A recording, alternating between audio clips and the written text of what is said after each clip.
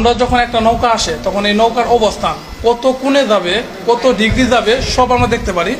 দেখে আমাদের অপারেশন কার্যক্রম করতে সুবিধা হয়। 1 বছর আগে স্থাপন করা প্রতিটি সার্ভেলেন্স রাডার নাফ নদী এবং সেন্ট মার্টিন পর্যন্ত বিস্তৃত এলাকায় 5 কিলোমিটার করে পর্যবেক্ষণ করে, যার ফলে নদীতে বিজিবির চোখ ফাঁকি দেওয়া অনেকটা অসম্ভব। শুধু রাডার নয়, সীমান্ত সুরক্ষায় বিজিবিতে যুক্ত হয়েছে অত্যাধুনিক প্রযুক্তির ড্রোন এবং থার্মাল ক্যামেরা।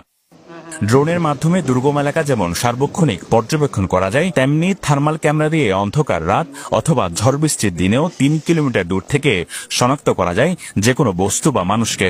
এই রাডার আমরা আসার পর থেকে এই রাডার সবুজ 96 নটিক্যাল মাইলে কাজ করে, দূরত্ব 96 নটিক্যাল মাইল। আমরা অপারেশন নাফ নদী ছোট হওয়ার কারণে আমরা 3 নটিক্যাল মাইল অর্থাৎ 5 কিলোমিটার দায়িত্ব এরিয়াকে আমরা কাজ করি।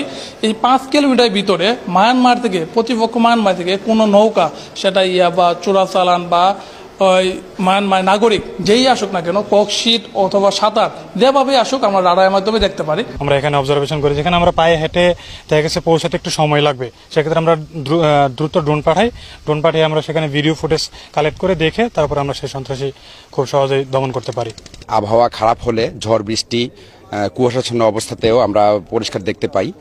যদি স্মাগলাররা দেখা যায় যে মিয়ানমার থেকে বাংলাদেশের সীমান্তে বর্ডার ক্রস করে আসতেছে, সেই মুহূর্তে আমরা এগুলো পর্যবেক্ষণ করে আমরা সেই মাদকদ্রব্য বা স্মাগলার সাথে যারা জড়িত আছে তাদেরকে আমরা গ্রেপ্তার করি, আটক করি। নাফ নদীতে জেলেদের উপর আরাকান আর্মির নির্যাতন বেড়ে চলেছে। শতাধিক জেলে এখনও দেশটিতে আরাকান আর্মির হেফাজতে। প্রতিদিন ঢুকছে মাদকসহ নানা নিষিদ্ধ দ্রব্য। তার উপর নতুন করে যুক্ত হয়েছে নির্বাচনকে কেন্দ্র করে মিয়ানমার থেকে অবৈধ অস্ত্র অনুপ্রবেশের আশঙ্কা।